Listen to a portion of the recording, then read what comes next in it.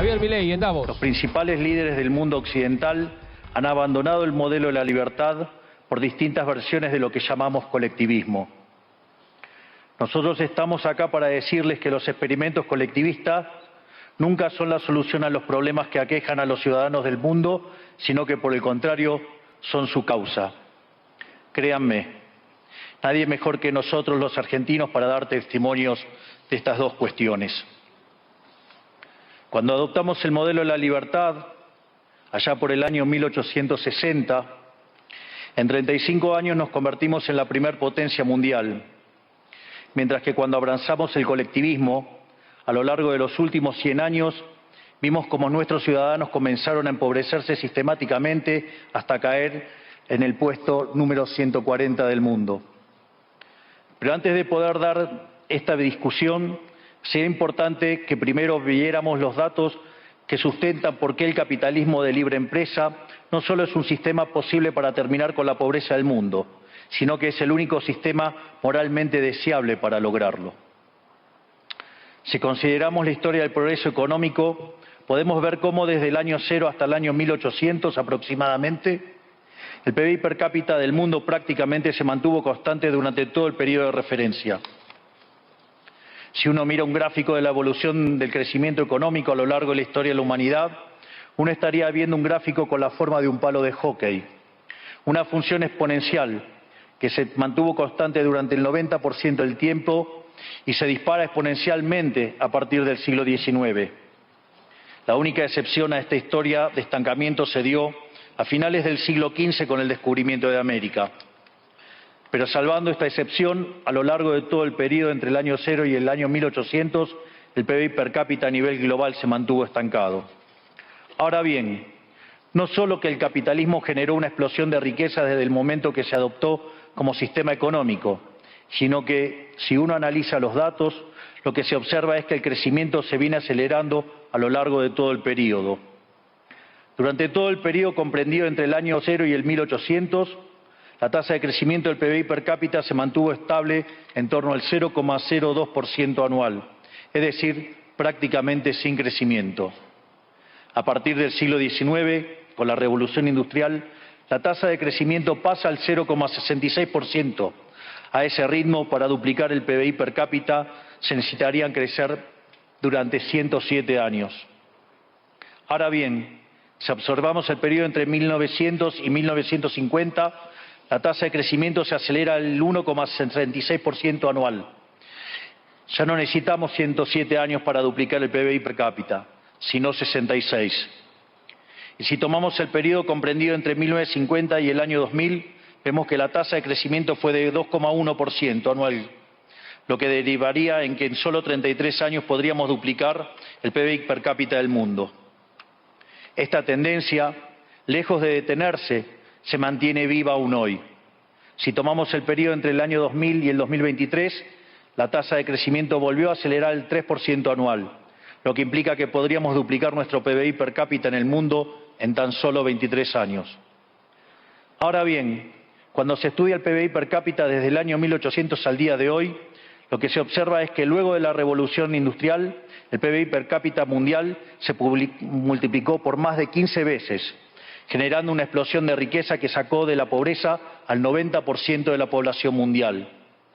No debemos olvidar nunca que para el año 1800, cerca del 95% de la población mundial vivía en la pobreza más extrema, mientras que ese número cayó al 5% para el año 2020, previo a la pandemia. La conclusión es obvia. Lejos de ser la causa de nuestros problemas, el capitalismo de libre empresa como sistema económico es la única herramienta que tenemos para terminar con el hambre, la pobreza y la indigencia a lo largo y a lo ancho de todo el planeta. La evidencia empírica es incuestionable. Por eso, como no cabe duda de que el capitalismo de libre mercado es superior en términos productivos, la doxa de izquierda ha atacado al capitalismo por sus cuestiones de moralidad, por ser, según ellos, dicen sus detractores, que es injusto. Dicen que el capitalismo es malo porque es individualista y que el colectivismo es bueno porque es altruista, con la ajena. Y en consecuencia bregan por la justicia social. Pero este concepto que en el primer mundo se ha puesto de moda en la última época, en mi país es una constante del discurso político desde hace más de 80 años. El problema es que la justicia social no es justa, sino que tampoco aporta al bienestar general. Muy por el contrario, es una idea intrínsecamente injusta, porque es violenta.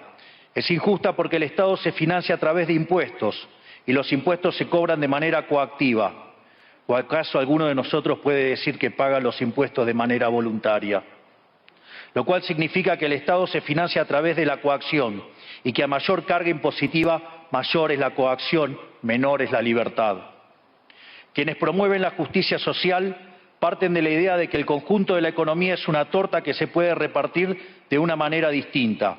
Pero esa torta no está dada, es riqueza que se va generando en lo que, por ejemplo, Israel Kirzler llama un proceso de descubrimiento de mercado. Si el bien o servicio que ofrece una empresa no es deseado, esa empresa quiebra a menos que se adecúe a lo que el mercado le está demandando. Si genera un producto de buena calidad a un buen precio atractivo, le va a ir bien y va a producir más. De modo que el mercado es un proceso de descubrimiento en el cual el capitalista encuentra sobre la marcha el rumbo correcto. Pero si el Estado castiga al capitalista por tener éxito y lo bloquea en este proceso de descubrimiento, destruye sus incentivos y las consecuencias de ello es que va a producir menos y la torta será más chica, generando perjuicio para el conjunto de la sociedad. El colectivismo, al inhibir estos procesos de descubrimiento y al dificultar la apropiación de lo descubierto, ata al emprendedor de las manos y le imposibilita producir mejores bienes y ofrecer mejores servicios a un mejor precio. ¿Cómo puede ser entonces que desde la academia, los organismos internacionales, la política y la teoría económica se demonice un sistema económico que no solo ha sacado de la pobreza más extrema al 90% de la población mundial y lo hace cada vez más rápido, sino que además es justo y moralmente superior? Gracias al capitalismo de libre empresa, hoy el mundo se encuentra en su mejor momento. No hubo nunca en toda la historia de la humanidad un momento de mayor prosperidad que el que vivimos hoy. El mundo de hoy es más libre, más rico, más pacífico y más próspero que en cualquier otro momento de nuestra historia. Esto es cierto para todos, pero en particular para aquellos países que son libres, donde respetan la libertad económica y los derechos de propiedad de los individuos. Porque aquellos países que son libres son 12 veces más ricos que los reprimidos. El decil más bajo de la distribución de los países libres vive mejor que el 90% de la población de los países reprimidos. Tiene 25 veces menos cantidad de pobres en el formato estándar y 50 veces menos en el formato extremo. Y por si eso fuera poco, los ciudadanos de los países libres viven un 25% más que los ciudadanos de los países reprimidos. Ahora bien, para entender qué venimos a defender es importante definir de a qué hablamos nosotros cuando hablamos de libertarismo. Para definirlo, retomo las palabras del máximo prócer de las ideas de la libertad de Argentina, el profesor Alberto Venegas Lynch, hijo, que dice: el libertarismo es el respeto irrestricto del proyecto de vida del prójimo, basado en el principio de no agresión y en defensa del derecho a la vida, a la libertad y a la propiedad, cuyas instituciones fundamentales son la propiedad privada, los mercados libres de intervención estatal, la libre competencia, la división del trabajo y la cooperación social, donde solo se puede ser exitoso sirviendo al prójimo con bienes de mejor calidad a un mejor precio. Dicho de otro modo, el capitalista, el empresario exitoso, es un benefactor social que, lejos de apropiarse de la riqueza ajena, contribuye al bienestar general. En definitiva, un empresario exitoso es un héroe. Este es el modelo que nosotros estamos proponiendo para la Argentina del futuro. Un modelo basado en los principios fundamentales del libertarismo, la defensa de la vida, de la libertad y de la propiedad. Ahora bien, si el capitalismo de libre empresa y la libertad económica han sido herramientas extraordinarias para terminar con la pobreza en el mundo, y nos encontramos hoy en el mejor momento de la historia de la humanidad, vale la pena preguntarse ¿por qué digo entonces que Occidente está en peligro? Digo que Occidente está en peligro justamente porque en aquellos países que deberíamos defender los valores del libre mercado, la propiedad privada y las demás instituciones del libertarismo, sectores del establishment político y económico, algunos por errores en su marco teórico y otros por ambición de poder, están socavando los fundamentos del libertarismo, abriéndole las puertas al socialismo y condenándonos potencialmente a la pobreza, a la miseria y el estancamiento. Porque nunca debe olvidarse que el socialismo es siempre y en todo lugar un fenómeno empobrecedor, que fracasó en todos los países que se intentó. Fue un fracaso en lo económico, fue un fracaso en lo social, fue un fracaso en lo cultural y además asesinó a más de 100 millones de seres humanos. El problema esencial de Occidente hoy es que no solo debemos enfrentarnos a quienes, aún luego de la caída del muro y la evidencia empírica abrumadora, siguen bregando por el socialismo empobrecedor, sino también a nuestros propios líderes, pensadores y académicos que, amparados en un marco teórico equivocado, socavan los fundamentos del sistema que nos ha dado la mayor expansión de riqueza y prosperidad de nuestra historia. El marco teórico al que me refiero es el de la teoría económica neoclásica, que diseña un instrumental que, sin quererlo, termina haciendo funcional la intromisión del Estado, el socialismo y la degradación de la sociedad. El problema de los neoclásicos es que, como el modelo del que se enamoraron no mapea contra la realidad, atribuyen el error al supuesto fallo del mercado, en vez de revisar las premisas de su modelo. Sobre pretexto de un supuesto fallo de mercado, se introducen regulaciones que lo único que generan es distorsiones en el sistema de precios que impiden el cálculo económico y, en consecuencia, el ahorro, la inversión y el crecimiento. Este problema radica esencialmente en que ni siquiera los economistas supuestamente libertarios comprenden qué es el mercado, ya que si se comprendiera, se vería rápidamente que es imposible que exista algo así como un fallo de mercado. El mercado no es una mera descripción gráfica de una curva de oferta y otra de demanda en un gráfico. El mercado es un mecanismo de cooperación social donde se intercambian voluntariamente derechos de propiedad. Por lo tanto, dada esta definición, hablar de fallo de mercado es un oxímoron. No existe el fallo de mercados. Si las transacciones son voluntarias, el único contexto en el que puede haber un fallo de mercado es si hay coacción. Y el único con la capacidad de coaccionar de manera generalizada es el Estado, que tiene el monopolio de la violencia. En consecuencia, si alguien considera que hay un fallo de mercado, les recomendaría que revisen si hay intervención estatal en el medio. Y si encuentran que no hay intervención estatal en el medio, les sugiero que hagan de nuevo el análisis, porque definitivamente está mal. Los fallos de mercado no existen. Un ejemplo de los supuestos fallos de mercado que describen los neoclásicos son las estructuras concentradas de la economía. Sin embargo, sin funciones que presenten rendimientos crecientes a escala, cuya contrapartida son las estructuras concentradas de la economía, no podríamos explicar el crecimiento económico desde el año 1800 hasta hoy. Fíjense qué interesante. Desde el año 1800 en adelante, con la población multiplicándose más de 8 o 9 veces, el producto per cápita creció más de 15 veces. Es decir, existen rendimientos crecientes. Eso llevó la pobreza extrema del 95% al 5%. Sin embargo, esas presencias de rendimientos crecientes implican estructuras concentradas, lo que se llamaría, por ejemplo, un monopolio. ¿Cómo puede ser que algo que haya generado tanto bienestar para la teoría neoclásica, eso es un fallo de mercado? Economistas neoclásicos, salgan de la caja. Cuando el modelo falla, no hay que enojarse con la realidad, hay que enojarse con el modelo y cambiarlo.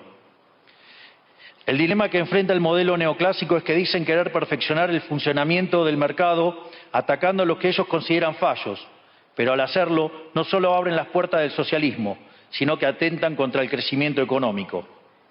Ejemplo, regular monopolios, destruirle las ganancias y destrozar los rendimientos crecientes, automáticamente destruiría el crecimiento económico.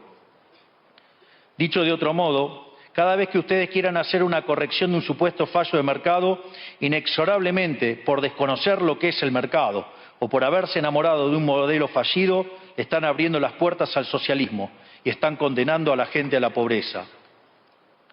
Sin embargo, frente a la demostración teórica de que la intervención del Estado es perjudicial, la evidencia empírica de que fracasó porque no podía ser de otra manera, la solución que propondrán los colectivistas no es mayor libertad, sino que es mayor regulación, generando una espiral descendente de regulaciones hasta que todos seamos más pobres y a la vida de todos nosotros dependa de un burócrata sentado en una oficina de lujo.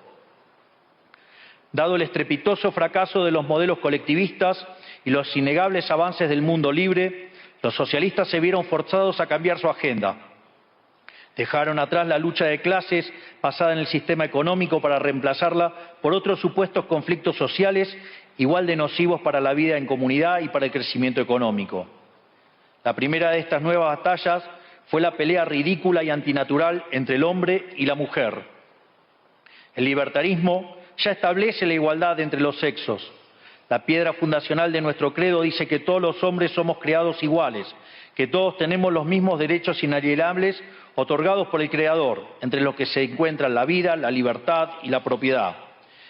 En lo único que devino esta agenda del feminismo radical es en mayor intervención del Estado para entorpecer el proceso económico, darle trabajo a burócratas que no le aportaron nada a la sociedad, sea en formato de ministerios de la mujer o organismos internacionales dedicados a promover esta agenda. Otro de los conflictos que los socialistas plantean es del hombre contra la naturaleza. Sostienen que los seres humanos dañamos el planeta y que debe ser protegido a toda costa, incluso llegando a abogar por mecanismos de control poblacional o en la agenda sangrienta del aborto. Lamentablemente, estas ideas nocivas han pregnado fuertemente en nuestra sociedad. Los neomarxistas han sabido cooptar el sentido común de Occidente. Lograron esto gracias a la apropiación de los medios de comunicación, de la cultura, de las universidades y sí, también de los organismos internacionales. Este último caso es el más grave tal vez, porque se trata de instituciones que tienen enorme influencia en las decisiones políticas y económicas de los países que integran esos organismos multilaterales. Por suerte, somos cada vez más los que nos atrevemos a levantar la voz, porque vemos que si no combatimos frontalmente estas ideas, el único destino posible es que cada vez vamos a tener más Estado, más regulación, más socialismo, más pobreza, menos libertad y, en consecuencia, peor nivel de vida. Occidente, lamentablemente, ya comenzó a transitar este camino. Sé que a muchos les puede sonar ridículo plantear que Occidente se ha volcado al socialismo, pero solo es ridículo en la medida que uno se restringe a la definición económica tradicional del socialismo, que establece que es un sistema económico donde el Estado es el dueño de los medios de producción. Esta definición debería ser, desde mi punto de vista, actualizada a las circunstancias presentes. Hoy los Estados no necesitan controlar directamente los medios de producción para controlar cada aspecto de la vida de los individuos. Con herramientas como la emisión monetaria, el endeudamiento, los subsidios, el control de la tasa de interés, los controles de precios y las regulaciones para corregir los supuestos fallos de mercado, pueden controlar los destinos de millones de seres humanos. Así es como llegamos al punto en el que, con distintos nombres o formas, buenas partes de las ofertas políticas generalmente aceptadas en la mayoría de los países de Occidente son variantes colectivistas.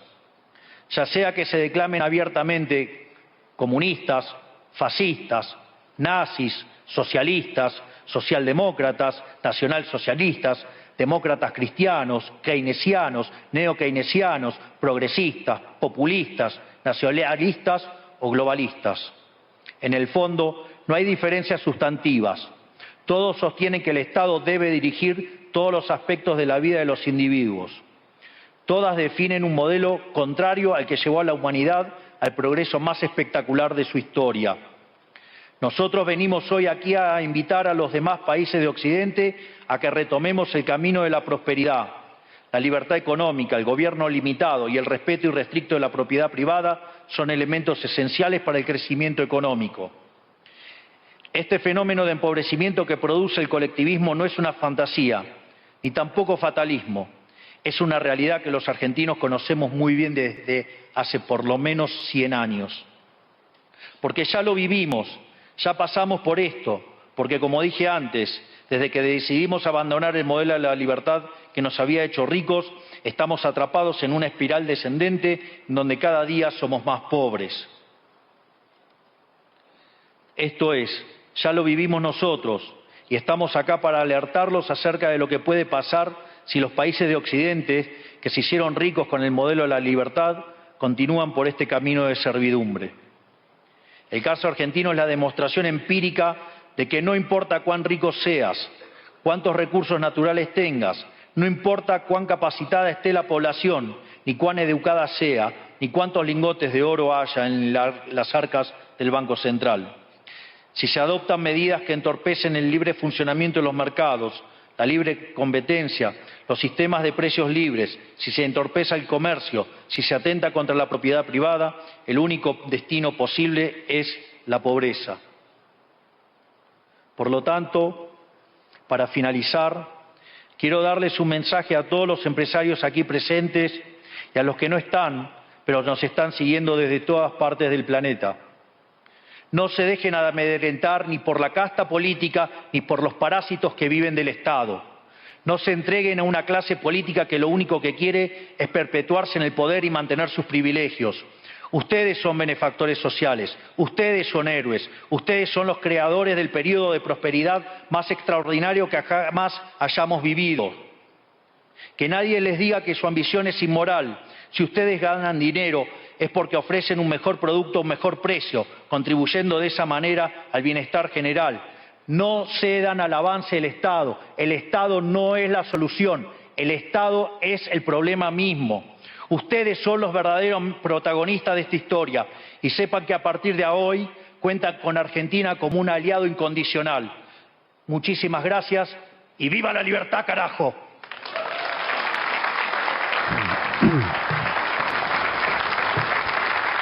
Bueno, allí escuchábamos al presidente de la Nación, allí saludado por las autoridades, en este encuentro anual 2024 en Davos. A ver, se retira Milei hacia un costado, con su carpeta, sus anteojos y con la frase tradicional, ¿no es cierto? La frase tradicional. Viva la libertad, carajo. Exactamente. Yo pensé que no la iba a decir Davos, pero se animó y la dijo. Es un sello. Sí, es un sello. Muchas frases deja la exposición del presidente, que es lo que, insiste con su visión de que la economía argentina prosperó entre 1860 y 1895, 1900 por el modelo económico / social que tenía, defendió el capitalismo de libre empresa, dijo que el Estado no tiene fallas.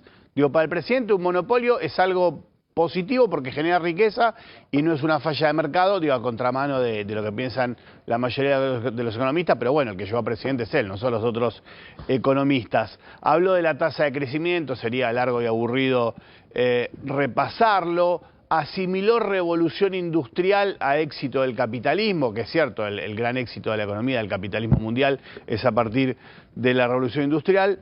Apuntó contra la justicia social, dijo la justicia social no es justa ni aporta al bienestar general, y después tiró un par de frases polémicas a nivel internacional, dijo que Occidente está cooptado por el colectivismo. Se ve que para el presidente todo lo que no sea libertad de mercado absoluta, es su visión y lo ha expresado. Y lo ha planteado, además. En televisión 20.000 veces, no es que ahora está diciendo algo. No ha cambiado nada de su idea de campaña, las ideas que ha volcado en la campaña. Es un Milei auténtico. Es lo que él piensa. El presidente piensa que todo lo que no sea libertad de mercado absoluta es colectivismo. Por eso casi que hace una defensa de los monopolios. Lo que él dice es, los neoclásicos analizan los monopolios como una falla de mercado, en realidad el mercado no tiene fallas y los monopolios lo que hacen es aportar al bienestar y a la riqueza general. Se olvida que los monopolios te ponen el precio que quieren, porque son monopolios justamente, ¿no? Claro, él dijo además también que aquellos que, traduciéndolo, lo que por lo menos queremos entender también, que aquellos que, son monopolio, si fracasan no es por la estructura del capitalismo, sino porque ellos fracasan en la política que utilizan en su empresa o en el emprendimiento que tengan, ¿no? Claro, bueno, en cierta manera trabajó muchos años en un monopolio que es el monopolio del sistema aerocomercial de la Argentina, el presidente, así que es coherente con su propia historia. Dijo, los estados no necesitan controlar. Ahí le da una vuelta de tuerca conceptual muy interesante, dice, se asimilaba socialismo o colectivismo a que los estados tengan los medios de producción. Sí. Los medios de producción son las empresas, para decirlo de un modo un poco más llano, que los estados tengan empresas estatales. Porque hoy, por ejemplo, Argentina tiene unas empresas estatales, pero en otra época el Estado tenía hasta hoteles, por ejemplo, tenía realmente todo tipo de empresas. Lo que dice el presidente, como una vuelta de tuerca conceptual, es: los estados no necesitan controlar los medios de producción para controlar la vida de los ciudadanos, y cree que lo hacen a través de regulaciones, emisión, toma de deuda. Son algunas de las cosas que planteó. Dijo, pueden controlar los destinos de millones de seres humanos, y le dijo a los empresarios, ustedes son benefactores sociales, no sean al avance del Estado. Dijo, el Estado, él conduce el Estado argentino, pero dijo, el Estado no es la solución, es el problema mismo. Un Milei auténtico que ha expresado lo que siempre ha dicho en público y en privado. En campaña, exacto. Y además también, a ver, yo lo que siento, lo sentí en el discurso, lo hablamos mientras lo escuchábamos a Milei también, es que Milei lo que quiso hacer, y dijo, además, porque casi sobre el final, dijo, palabras más, palabras menos, los esperamos a que vengan a la Argentina, que ahora la Argentina tiene otra idea y demás, vengan. Habló también del respeto a la propiedad privada. Sí, exacto. En esto de... Irrestricto, dijo, el respeto irrestricto a la propiedad privada. Él mete en esto, sin decirlo, el tema, no solamente de la propiedad privada, las casas, los terrenos, de lo que le hablamos. No, pero eso también es sino, ¿sabes qué? De las expropiaciones. Claro, en contra de expropiaciones. Entonces lo que le da es seguridad jurídica, invitando a las empresas para que vengan a la Argentina. Después, bueno, el panorama que tengan en la Argentina, veremos a ver cuál es. Hoy ya sabemos cuál tenemos. Hay un tema filosófico, un tema práctico, un tema filosófico, por ejemplo, es que en su momento el Papa Francisco ha dicho que la propiedad privada es un derecho secundario. Dijo, hay derechos primarios que son el derecho a la vida, a la salud, a la educación, etcétera. La propiedad privada es un derecho secundario. Eso dijo el Papa Francisco. Tal cual. El presidente piensa exactamente lo contrario.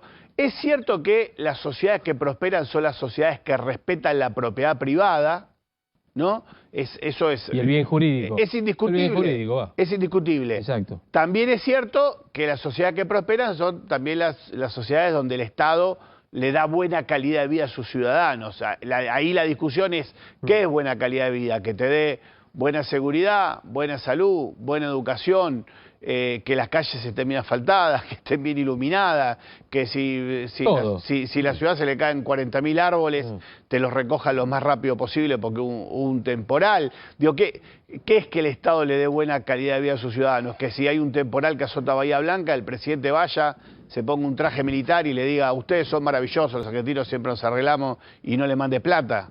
La provincia le pidió 1.000 millones de pesos y el Estado Nacional le dijo que no. Esta es muy interesante porque Argentina vuelve a discutir ciertos temas que no es que no se discutía, pero en realidad es como que se imponía un tipo de razonamiento y decía, no, pero si vos salías de este razonamiento, y te señalaban con el dedito. El presidente también señala con el dedito al que piensa algo distinto, todos lo hacen, digo, en la Argentina es un poco una cosa muy típico de esta sociedad, pero plantea discusiones de fondo. Para mi gusto, como vos decís, Javier, lo que hace en este foro internacional es mostrar claramente su postura, invitando a las inversiones, ¿no? Diciendo a los empresarios, ustedes son benefactores sociales, literalmente dijo, ustedes son benefactores sociales, no se dejen amedrentar por la casta. El empresario exitoso es un héroe. Dijo. Claro. El empresario exitoso es un héroe. Otra de sus frases dijo, el Estado no es el problema, el Estado es la solución, como diciendo, mire, nosotros...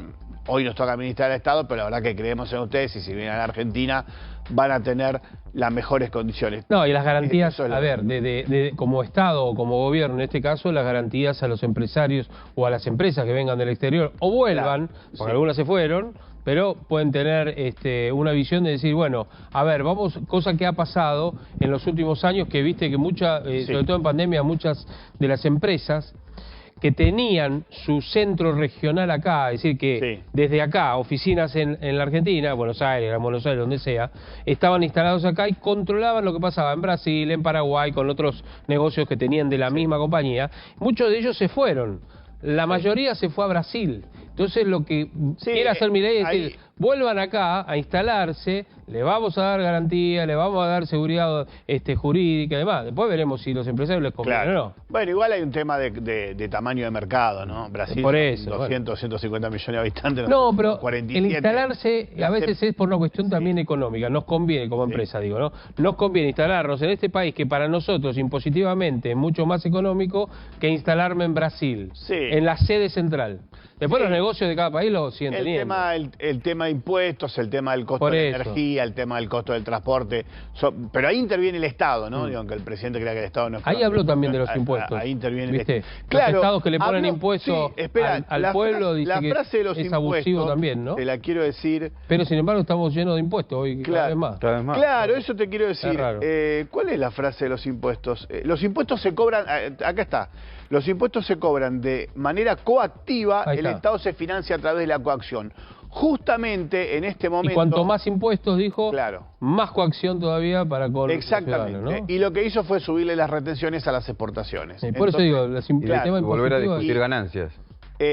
Y por ahora discutir, por ahora no se ha reversionado. El gobierno lo que te dice, Lucio, es necesitamos recobrar fuerzas y dinero. El tema es que desde aquel lado del gobierno dicen no hay plata y nosotros desde nuestro bolsillo le decimos, presidente, no hay plata tampoco. Acá tampoco, sí. Claro, por eso. No hay plata, acá tampoco, presidente, no nos cobre ganancia de vuelta. Bueno, dice, es muy... Entre otras cosas. Es muy interesante la frase, porque te la digo textual como lo dijo el presidente Javier Milei. Dijo, los impuestos se cobran de manera coactiva, el Estado se financia a través de la coacción.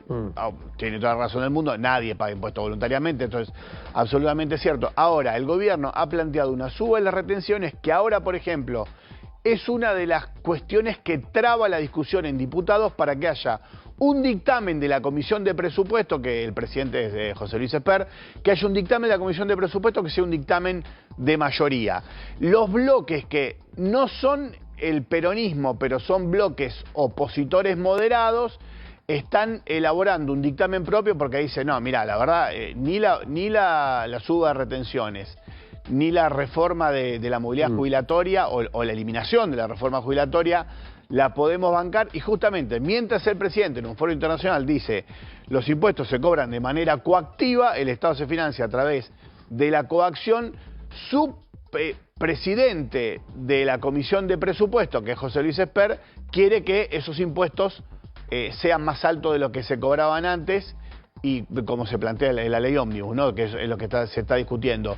Y la oposición moderada dice, no, mirá, la verdad que las retenciones tienen un valor muy alto, algunos productos deberían estar exentos. Te voy a hacer 3 o 4 preguntas. Yo diría es una contradicción entre lo que el presidente dice y lo que está haciendo como presidente, es tan simple como eso. Te voy a hacer 3 o 4 preguntas, pero necesito que seas sintético. Lo más puntual posible. Ni siquiera un tuit, un ex-tuit, que son 140 palabras. En una línea, si podés. Si podés. Bien.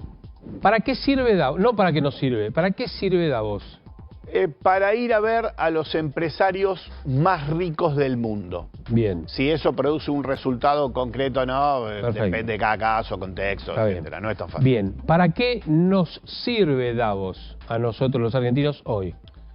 A nosotros puntualmente me parece que para nada. O sea, ahora sí al gobierno le ha servido para reflotar los contactos con el FMI. Vos me decís, pero ¿para qué? Ya se reunió Caputo con Gita Gopinath ayer con la número 2. No es la número 2, pero es la responsable del Inferior Occidental. Los dos, Caputo y Pose, ¿no? Y Caputo y Pose, el jefe de gabinete. Los dos.